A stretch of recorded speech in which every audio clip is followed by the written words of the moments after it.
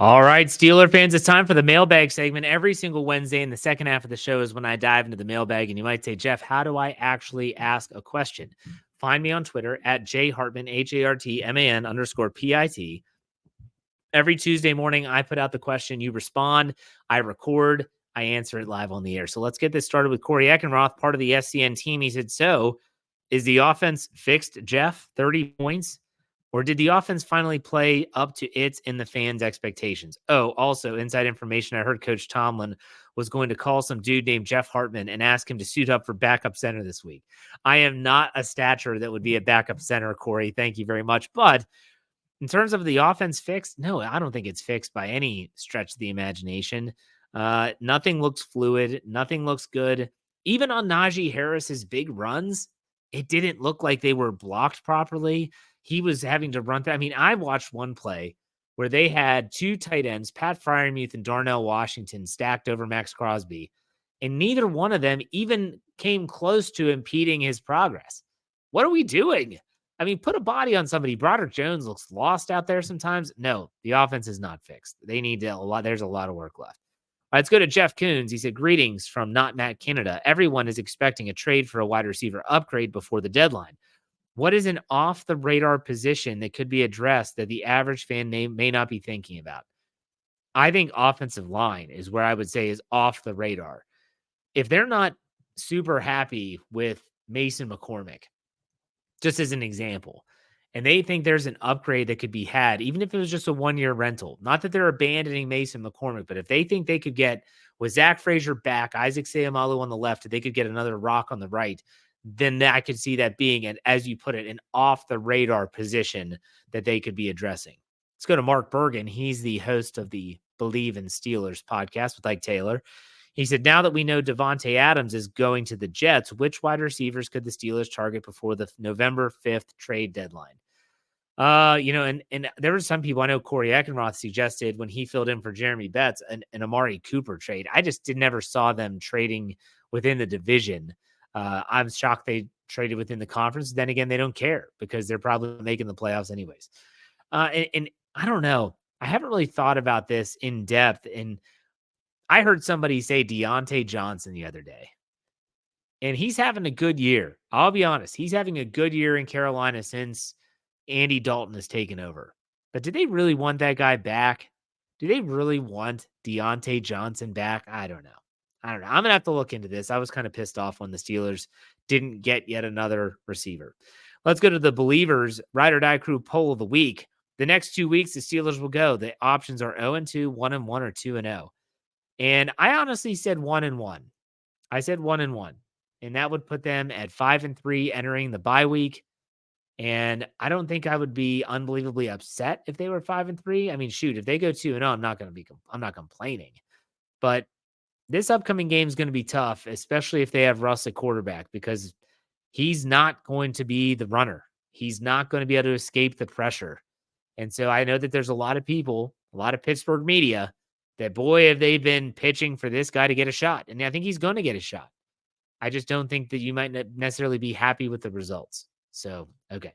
Let's go to Randy Fern. He said, hey, Jeff, I was not getting my hopes up with the Davante Adams given the BA saga. We're talking about Brandon Ayuk. With him being traded to the Jets, what is Omar left to do? DK, someone else, or do what the Steelers do and hope the defense is enough? People need to stop talking about DeAndre Hopkins. He's just not it. Again, at this point, I said this in the first half of the podcast. At what point did the Steelers just not go for other teams' scraps and actually get a guy who could be a playmaker? And, Brandon Ayuk would have been one situation. He's a younger player, would be around a while. Davante Adams did give me some pause. He's an older player, supposed to be injured. I don't think that was very true. And who knows? Who knows if he's going to remain a disgruntled employee? I know the Steelers have been very high on Cortland Sutton out in Denver, but I don't think the Denver Broncos are parting ways with him anytime soon. Their season would have to tank between now and November 5th for them to say, okay, let's trade him and let's get rid of him and let's recoup something for him. So between now, October 16th, and November 5th, you got to root against Denver if you think Cortland Sutton would be a difference maker. All right, Chris G, our buddy Chris Gillis, who is of the Steel Curtain Network writing staff. He said, "What's up, Jeff? A few questions. With Adams gone to the Jets, who do you think the Steelers target now? Also, any update on Cole Holcomb?" So I just talked about potential targets, and we'll see. It DK Metcalf seems like it's going to cost way too much money. But then again, I don't know. Any update on Cole Holcomb? No, haven't heard a thing. Mike Tomlin did say that he's now eligible to return, but there was no update. And I heard someone say that they wouldn't be shocked if Cole Holcomb would basically have his career's over. And it's just a matter of time until he just calls it a career. I don't know. Never did hear the extent of the injury. All right, let's go to Archie Wilson. Do you feel Russ gives the Steelers the best chance to win in January? To follow, if he is the starter and the Steelers don't pay him next year, do you think Justin Fields has earned a second-year deal or two-year deal for a shot at being the future? So let's start with the first question. Do I think that Russ gives the Steelers the best chance to win in January? I can't answer yes or no. I have not seen enough of a Steelers offense with him at quarterback. I don't count the preseason really of me gauging what it would look like. So for me to answer that, I need to see it. And I'm going to need to see it for probably more than a week, to be honest. But if they go to Russell Wilson and would Justin Fields come back? I think that it would depend on how he wants to handle free agency. I think the Steelers would like to have him back, but the Steelers would have to be happy with the progress he's made, and they would have to view him as he's a project, but he's made a lot of strides already. We think he can continue to do that. I don't know. That's going to be a debate for the future for sure. Thomas, he asks a non-Steelers question. What advice would you have for someone coaching at the high school level for the first time? All right, so I don't know what sport you're coaching, Thomas. I coached lacrosse for 13 years as the varsity head coach, boys lacrosse in Maryland. And I would say that the best advice that I could give, and Coach KT Smith can give out advice as well. He's been doing it for a lot longer than 13 years. He told me the other day he's coached 300 games at his high school, which is insane. So I would say to have fun while still striving to win. In high school athletics, a lot of times winning gets put as the most important thing, but these are still kids and they might want to be treated like adults and act like adults, whatever. They still should have fun. Make it fun. Keep it fun. That's how you get kids that love going to practice. They love showing up. They love playing for you. It's not that you don't want to win, not that you're not working, you're not trying, but have fun. Keep it fun. Afton Forehead asks, how do you feel about Jeremiah Moon's play? Jeremiah Moon didn't really splash on defense. Obviously, he had the special teams play. I thought it was better than I thought. He did a good job setting the edge at times. I saw him shed a couple blocks and make some plays. He was in on some tackles. So Jeremiah Moon was a good first step. Good first start for him. All right, let's go to James. He said, Jeff, do you think Sunday's game was the identity we've been waiting to see on offense? Or do you think it was a matter of simply executing the plays being called? Personally, I still have no clue what the offense identity is or should look like. I agree with you, James. What identity? Yeah, they rushed for a lot of yards, but look at how they did it. Najee Harris, great game, 106, 14 carries, great average. But then after that, it's not like it wasn't like the Chargers game where the last drive, the 4-minute offense just ran it right down their throat. I mean, Justin Fields rushed for 59 of those yards. A lot of those were just abandoned ship. The pocket's collapsing. I'm just going to run. This team on the offense, this team does not have identity. There's no identity. It's not the quick passing game. It's not the deep strike ability. It's not hitting tight ends over the middle. It's not having a rhythmic offense in any way, shape, or form. This team has no identity. All right, let's go to Nathan Van Slyke. I might be late, but I'm running in my first half marathon since 2018 this Sunday. Wish me luck. Well, Nathan, good luck. Good luck. For anyone that runs more than 3.2 miles, which is your 5K, I ask, who's chasing you? I am not a fan of running. I'll walk for days, but I do not. At age 41, actually, at age 21, I didn't like running. I've never liked running unless I'm playing in a sport. So I played lacrosse, and I was a midfielder, and we ran a crap ton. But unless I was playing in a sport, nope, not for me. Sorry. I'll walk 36 holes on a golf course, which is a lot of miles, but I'm not running. But good luck, Nathan. Hope you do well. All right, let's go to Heath Davis. He asked several questions. El Jefe, back like I never left. I understand Tomlin and company want to make the decision that wins the most games. Do you think they are looking at the next 3 games as a tryout for Russ so they know who to go with in the harder part of the season? I think that Mike Tomlin views this, and I can't say that he's wrong in thinking this way. They watch the film. They see that there are plays not being made, and they want to know if it could be better. And so they want to see if Russ can be that guy. Can he make it better? And if he can't, and if it's worse, you go back to Fields. But that's exactly what they're thinking right now. That's exactly what they're thinking right now. Heath also asked, what is the Jeff Hartman 10 toes down, stone cold, heart to heart lock of the week? El Jefe 316 is what he has there. The lock of the week. I would say that the lock of the week is that the Pittsburgh Steelers defense keeps the Jets off of 100 yards rushing. That's my lock of the week right there. Heath Davis also asked, question 2. I missed the game and then saw that we won and scored 32 points. I get the impression that people didn't like how the Steelers played, but if you hold a team to under 20, you score over 30, doesn't it mean you played well? In conventional thought would say that, yes, that's exactly what it would mean. I think a lot of fans that were like, well, here's the difference. The difference is they got bailed out by a lot of penalties, 2 roughing the passer calls, extended drives. They got a couple benefited penalties against the Raiders. An illegal man downfield negated a touchdown. They got bailed out by TJ Watt yet again. I think those things factor into the overall vibe of the fan base right now. And last question from Heath Davis. I picked us to go 7-3 as they head into divisional play. If you had to pick a team that would most likely give us the most trouble, who would it be, the Jets, Giants, or Commanders? In my opinion, it is the Commanders. That they are the biggest threat right there. Then the Jets would be second, the Giants would be third. Because the Jets and the Commanders, in my opinion, can score points. The Jets haven't scored points recently, but they're still capable. And you add in Devontae Adams, it's only going to make it more difficult. The Commanders can score a lot of points, and the Giants struggle to score points. The Giants fit right into the Steelers' wheelhouse. That's like a 10-7 win for the Steelers or something like that. So there you go, Heath. Thank you for the questions. Brian Haynes asks, who are your offensive and defensive MVPs so far? Who's in the doghouse? What's going on with Adams? Answered that earlier. And why didn't Wilson get a target Sunday? Let's start with the last one first. Why didn't Wilson get a target? He's talking about Roman Wilson. He was only in there for one pass play. And Mike Tomlin said he's just got to get acclimated. And this is just the first part of the process for him. Who's in the doghouse? I don't think that they have a lot of positions where guys could be in the doghouse. So some might say that if Troy Fautanu was healthy, it could be Broderick Jones. He's not playing well. Dan Moore didn't play particularly great last game either.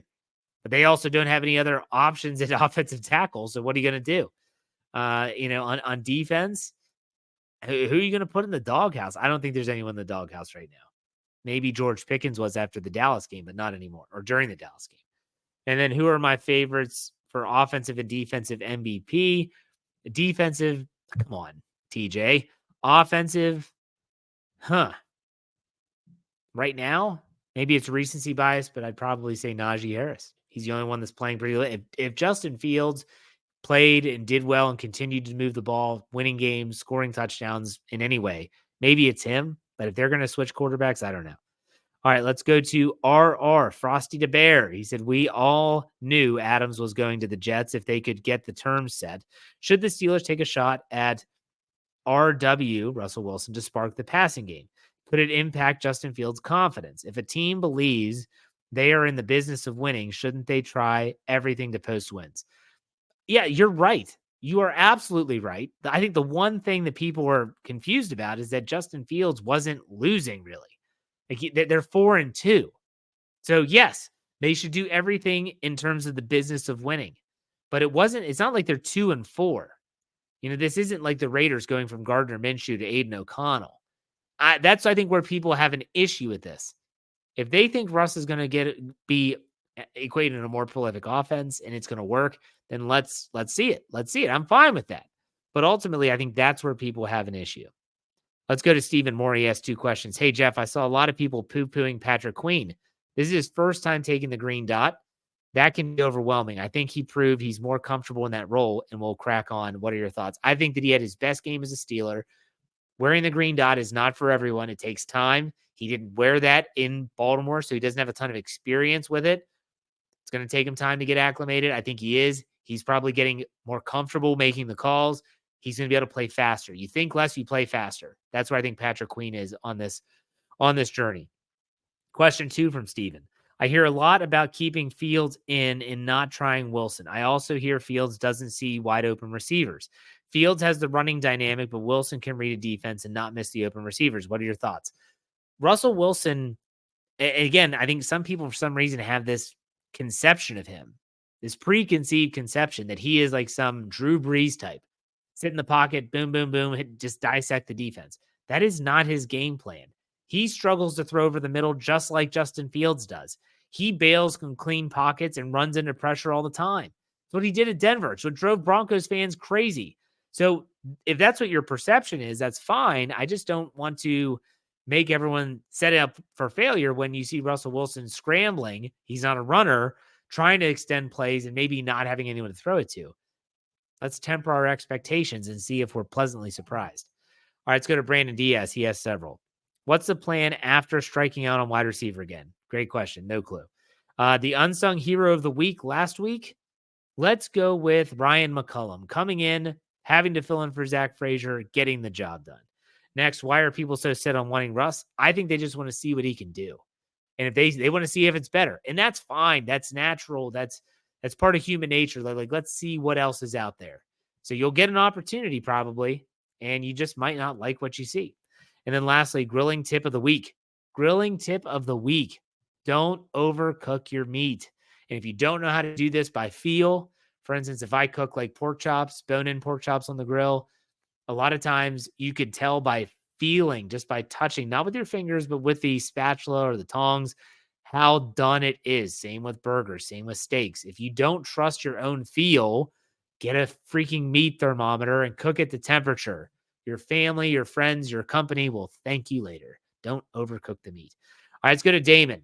Not to beat a dead quarterback question horse, but would Wilson have more audible and adjustment freedom? If so, could that potentially be more beneficial than Fields' ability to run? Maybe less predictable. Sorry, it feels like it's a quarterback question or a wide receiver trade question. I think you will see Russell Wilson having more freedom in that regard. And so maybe that will help. I'm open for ideas. Let's go to Tendercat. What would you think about the NFL switching up the divisions? The Chiefs have it easy dang near every year. Say every 5 years, switch the divisions up to make it more interesting. If they did that, what new teams would you want in the Steelers division? So, yeah, I don't think switching divisions is going to work. You're not moving teams around based on their current or past success. But if I were to change up the divisions, I did this once at Behind the Steel Curtain. It was in the offseason. I was just having some fun. And I decided to say, let's keep it more regionalized. And I think I had the Steelers in the Northeast, and I had them with like the Patriots and the Eagles and the Bills. I think those were the 4 teams in that division. And so that would have been cool. That would have been pretty interesting. Kind of like an AFC East, AFC North, split them in half. So yeah, and then like the Cincinnati Bengals and the Cleveland Browns are with the Colts.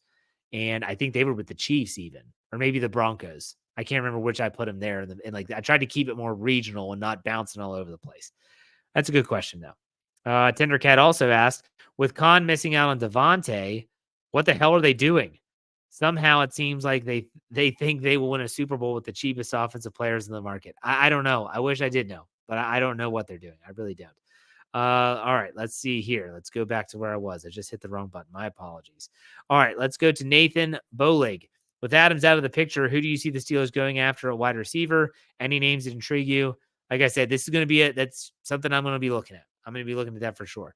Tom East. Jeff, first, thanks for letting me vent during the game tweets. My question this week is, how far is the leash for Russell Wilson if he were allowed to start against the Jets?